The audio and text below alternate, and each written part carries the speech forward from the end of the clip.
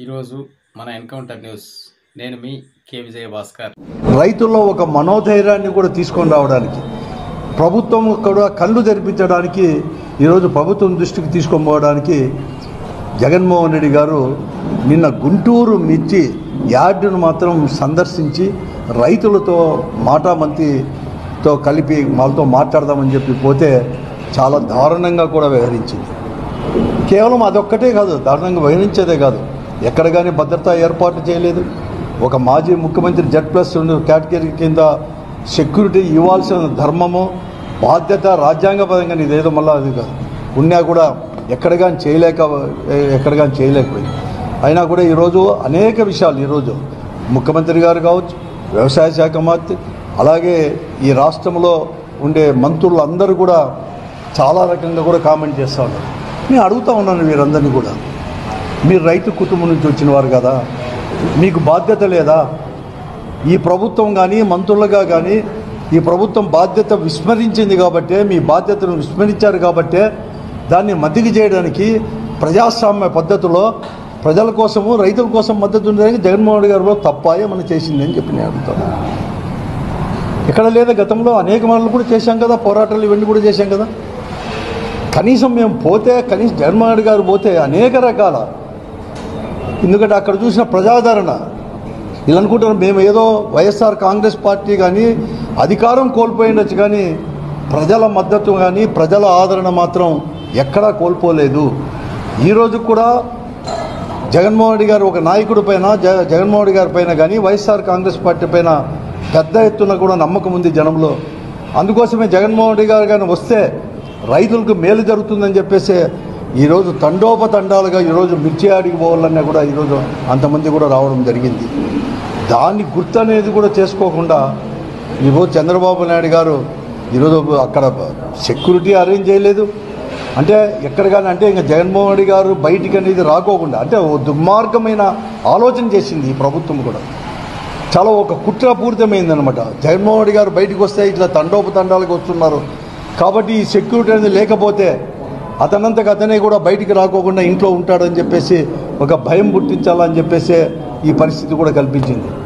జగన్మోహన్ రెడ్డి గారు గుంటూరులో మిర్చి యార్డుకి పోయేంత వరకు కూడా చంద్రబాబు నాయుడు గారిలో కానీ ఈ ప్రభుత్వంలో కానీ చల్లమని రాలేదు. ఇప్పుడు ఏదో రాసినాము, ఉత్తరం రాసినాను అని చేతులు దులుపుకునే దానికి ఈరోజు కూడా ప్రయత్నం చేస్తున్నాడు. ఈరోజు ఇల్లీగల్ యాక్టివిటీ అంటున్నాడు చంద్రబాబు నాయుడు గారికి. ఏం చేస్తాడు ఇల్లీగల్ యాక్టివిటీ? రైతుల కోసం అనేది కూడా పోరాటం చేస్తే, రైతులకు మద్దతు చెప్పడానికే, వారితో ఇంటరాక్ట్ కావడానికి పోతే ఇల్లీగల్ యాక్టివిటీ అది. అసలు ఇల్లీగల్ యాక్టివిటీ అంటే ఏం అర్థమేమి? మీరు చేసేట్టు ఉన్నాయా? మీరు చేసేట్టు అసలు ఒక్క సమస్యను తీర్చినారా? ఇంతవరకు కానీ ఏం లేదు. ఈ పొద్దు చంద్రబాబు నాయుడు గారు ఈ పొద్దు చెప్తున్నాడు, ఢిల్లీలో చెప్తున్నాడు, ఇంకా ఇప్పటికి కూడా ఈ రోజు కూడా మళ్ళా కూడా మేము కలుస్తాం, ఎలా చేయాలని చెప్పి ఆలోచిస్తాం, ఇటువంటి మాటలే చెప్తున్నాడు. కానీ వెంటనే కూడా ప్రభుత్వమే రంగంలోకి దిగి కొంటాము, ఈరోజు ఈ మద్దతు ధరకు లేకపోతే ఈ రేటుకు మేము తక్కువ కాకుండా మేము కొంటాము అని చెప్పేసి మాత్రం ఈరోజు వరకు కూడా ఇంకా ప్రభుత్వం కానీ చంద్రబాబు నాయుడు గారు కానీ చెప్పలేకపోతున్నారంటే ఈరోజు రైతుల పట్ల ఉన్న వీళ్ళకి ప్రేమ ఎటువంటిదో కూడా అర్థమవుతూ ఉంది.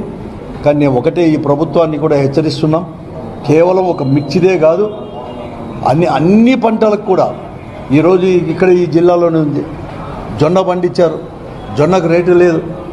విత్తనం జొన్న అనేది కూడా ఎక్కడ చూసినా ఉంటే విత్తనం జొన్న అనేవాడు కొనేవాడే లేని పరిస్థితి కూడా ఉంది. First time in the history జొన్నకి విత్తనం జొన్న కూడా ఎవరు కానీ కొనలేకుండా పరిస్థితి కూడా ఈరోజు కూడా.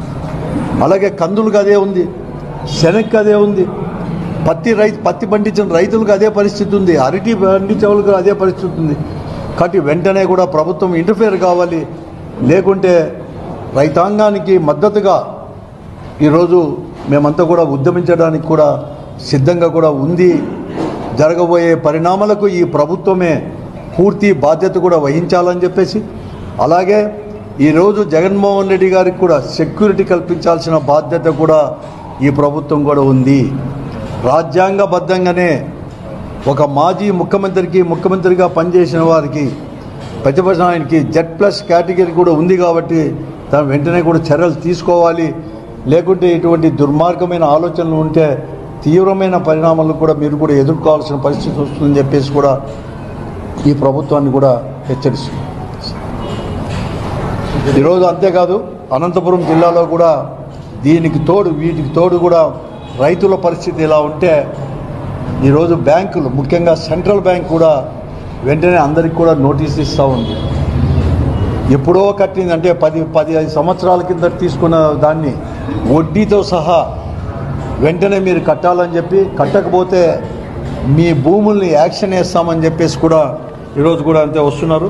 సెంట్రల్ బ్యాంక్ వాళ్ళు కూడా నిన్న కూడా ఈ నెల 12-13 తేదీల్లో కూడా అందరికీ ఇట్లా నోటీసులు కూడా అందరికీ కూడా పంపించేసింది. వెంటనే కూడా ఎప్పుడో 12 ఏళ్ళకి 2011లో అనుకున్నాను 42,000 తీసుకుంటే ఈరోజు వడ్డీతో సహా వారికి రైతుకు వచ్చేసి 20,66,012 రూపాయలు వెంటనే చెల్లించాలని చెప్పేసి, లేకుంటే భూములు కూడా యాక్షన్ వేస్తామని చెప్పేసి కూడా నోటీస్ ఇస్తారు. అసలు వన్ టైం సెటిల్మెంట్ కూడా కాదు, కనీసం ఇటువంటి వారికి వన్ టైం సెటిల్మెంట్ కూడా గతంలో ఇచ్చేవారు. కానీ అటువంటిది లేకుండా వెంటనే ఇవ్వాలని చెప్పేసి సెంట్రల్ బ్యాంక్ చెప్పేసి నోటీసు కూడా ఇవన్నీ కూడా ఇస్తూ ఉంది రైతులకు. అంటే ఇది ఒకటే నేను ఎగ్జాంపుల్ చెప్తున్నాను, అందరికీ పంపిస్తూ ఉంది రైతులు. కాబట్టి వెంటనే ఇటువంటివి కూడా నిలిపివేయాలని చెప్పేసి చేయాలని చెప్పేసి కూడా నేను ఈ ప్రభుత్వాన్ని కూడా డిమాండ్ కూడా చేస్తాను. ఇంకా కేసు చేయాలి, నోటీస్ ఇచ్చి సూర్యనారాయణ రెడ్డి జగన్పేట సార్ అవును కేసు నిన్న రైతులను వచ్చేసి మిర్చి యార్డ్లో పోయి పరామర్శించిన తర్వాత ఇల్లీగల్ యాక్టివిటీ అని చెప్పేసి కోడ్ ఉందని చెప్పేసి, కాబట్టి మీ పైన కూడా కేసులు చేస్తామని చెప్పేసి ఆ రోజు మిర్చి యార్డ్కి జగన్మోహన్ రెడ్డి గారితో పాటు పోయిన వారిని కూడా కేసులో ఇరికించి ఒక తప్పుడు కేసు అనేది కూడా పెడతారు. నేను చెప్తాను, రైతును పరామర్శిస్తే మీరు తప్పుడు కేసు, ఇల్లీగల్ యాక్టివిటీ అది ఎలా అవుతుంది అంటాను.